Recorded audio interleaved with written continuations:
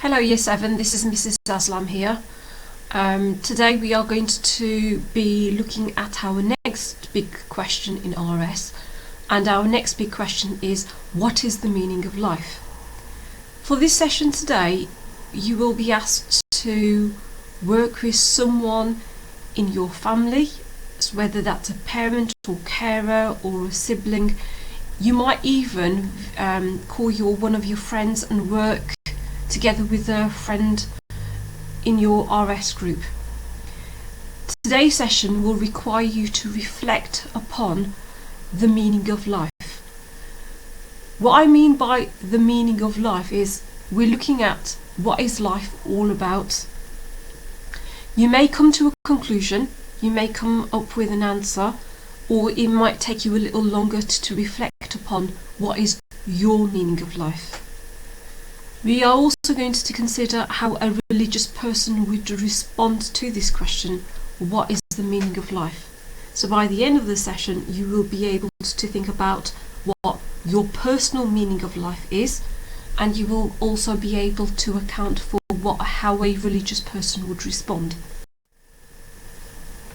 I would like you to take a look at all these questions. So there's questions 1 to 15. I'd like you to read each one and answer as many as you can. Doesn't matter if you are not able to answer some of them. Some of them really require you to reflect, to really think deeply about certain aspects of life. Some of them you will be able to answer straight away without any hesitation. Others will be quite difficult. Try to work with somebody if that is possible. So for example, I'm just going to get a random one right from the middle, number 8. How can anyone be sure about life's meaning? Well, that's difficult. When it comes to faith, we've said in Year 7 that faith is really difficult to prove. That's one of the reasons why some people do not believe in religion, because God, religion, cannot be proven. And that is why, is there a God, is one of the main ultimate questions in RS. Because God, can we prove that God exists?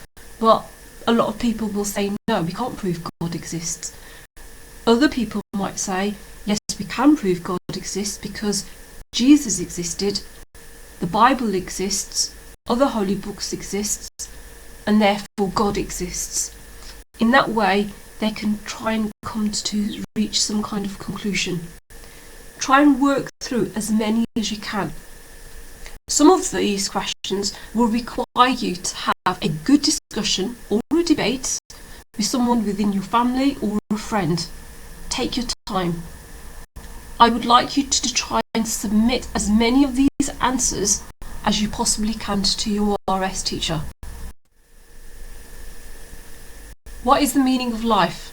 Okay, I've got 9 answers. Okay, take a look at each one.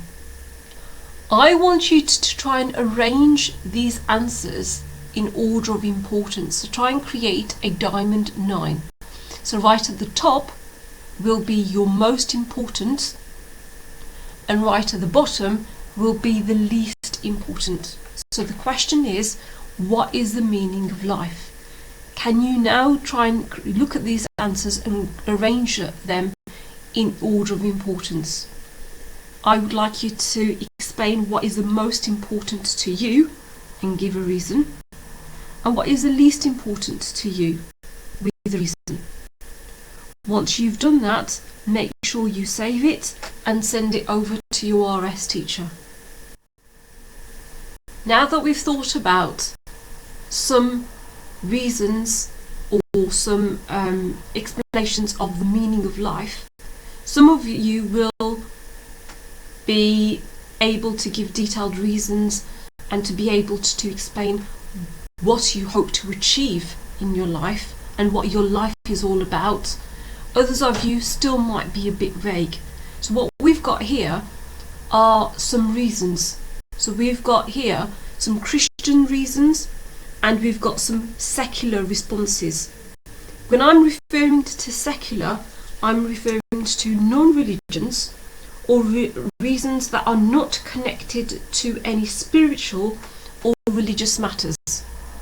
So when we're talking about religious reasons, I'm referring to how a Christian, Muslim, Buddhist, Sikh, Hindu, how they would respond. A secular response would be someone who is not connected with their religion or any spiritual matters. What I'd like you to do is to separate the two. Which reasons belong to religion and which may belong to secular. Try to organise them in a Venn diagram that you will see in just a moment. Again, make sure you save your work and you send it across to your RS teacher. Have a go. Well done. Using the answers that you've just read, place them into a Venn diagram that looks like this. You're doing really well, Year 7. Keep it up. So, here we've got lots of different responses about individuals' response to the big question, which is what is the meaning of life?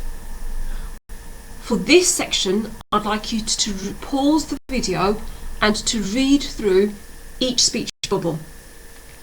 Try to note down how each person will respond. Okay, so take your time, read through each response. Well done.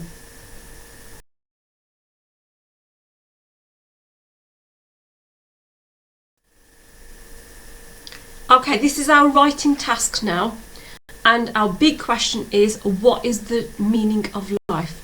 Based on what you've discussed today with a friend or a parent or a brother or sister, I want you to now to try and write up your meaning of life.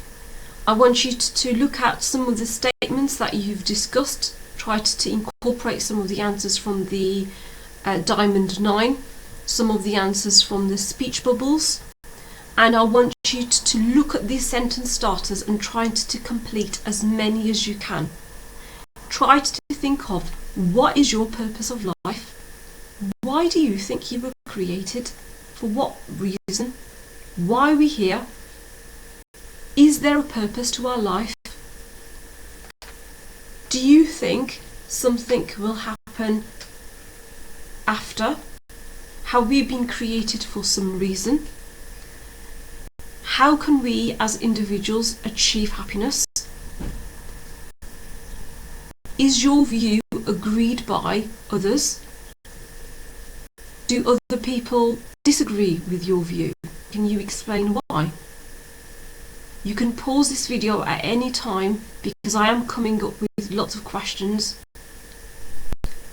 My own personal view to the meaning of life will come up shortly. So have a go at writing up these answers. Think about, what is your meaning of life? How are you going to achieve happiness? Well done. Okay, Mrs. Aslam's response to the meaning of life. I'm going to share with you how I view the meaning of life. For me, as a Muslim, I believe that I was created by Allah to be a good person. And I'm sure that many people may agree with some of the things that I might say, disagree with others, and that's fine, because as individuals we have the right to believe whatever we want to. But at the same time, we do ask each other to respect, we do expect each other to respect one another. This is what we call tolerance. So as a Muslim, I believe that I was created to worship Allah because I'm a Muslim. I believe that I have to, in order to achieve happiness, I have to put other people before myself. I have to be selfless. Some people might think, what makes you happy, Mrs. Aslam? My family is very important to me. My parents, my son, my husband, my sister, my niece. Those people are very close to my heart. So my family brings me a lot of joy. My purpose of life is to live a good moral life. When I'm referring to a moral life, I'm referring to doing things that are good. Because as a Muslim, I believe that I was created, my life is temporary. That means it's not going to last forever. Because as humans, we are born and then we die. When I die, I believe that Allah will judge me. And therefore, based on that judgment, and Muslims call this Judgment Day, I believe that if I've lived a good moral life, whereby I have worshipped Allah, I have shown love, care towards other people, I have not been selfish, I have not sinned against God, I believe that Allah will judge me, and if I've lived a good life, therefore I will go to heaven. However, I believe that if I have not lived a good moral life, and I've hurt other people, and I have been selfish and so on, as a Muslim, I believe that therefore that means that person will be punished and they will go to hell. The concept of heaven and hell is very important for a Muslim. The belief of judgment for a Muslim determines the way that they live their life. Therefore, as a Muslim, I make sure that I follow the 5 pillars of Islam, and I went through the 5 pillars of Islam in one of my previous videos, which is called Sacrifice. So just a quick reminder: Shahada, Salah, Zakah, Saum and Hajj. It's all about sacrifice. It's all about thinking about other people.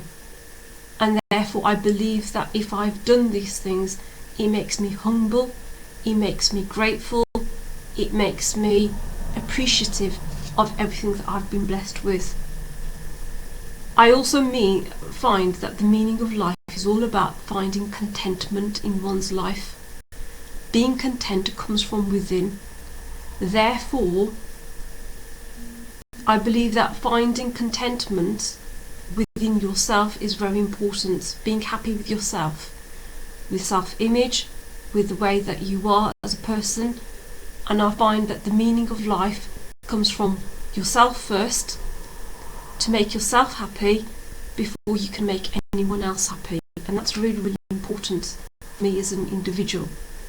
You may agree with some of the things that I've said, you might have disagreed. One of the other most important things for me, my purpose of life, is my life changed when I had my son. And in a really good way. It brought me so much happiness. The day that I had my son changed my life forever. My meaning of life is to be the best mum that I can possibly be to my son. That is my meaning of life. My meaning of life is to also be the best daughter that I can, to be the best wife that I can to my husband. And therefore, because family is so important to me, my faith is so important to me, that is my true purpose of life, that is my meaning of life. Okay? I want you to try and submit your answers to your RIS teachers and try to reflect upon your own life as best as you can. There will be things that you might not have thought about earlier on before this session, but that's okay. This is about reflecting upon what or why are we here? What is our job on earth? How do we make ourselves happy? How do we make others happy? Have a go, and I'll see you in our next video. Take care, stay safe, bye bye.